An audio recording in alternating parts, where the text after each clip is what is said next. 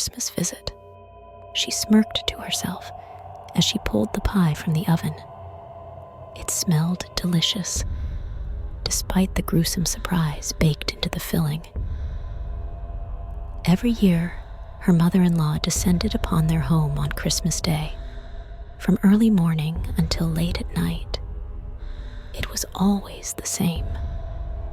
A day filled with thinly veiled criticism, controlling remarks, and the incessant nitpicking of everything she did. It was exhausting. It was infuriating. And she'd had enough. Her husband, of course, never did anything about it. He refused to confront his mother, leaving her to endure the misery year after year. Since he wasn't going to put a stop to these dreadful visits, she realized she would have to take matters into her own hands. There was only one way to ensure her mother-in-law never darkened their doorstep again. Oh, she wasn't planning on killing her. Sure, the thought had crossed her mind plenty of times, especially after last year's disaster. But she wasn't interested in spending the rest of her life behind bars. As infuriating as her mother-in-law was, truly a monster-in-law, she wasn't quite worth a murder charge. Not yet, anyway. But this plan? It was perfect. It would be enough to make her stay away for good.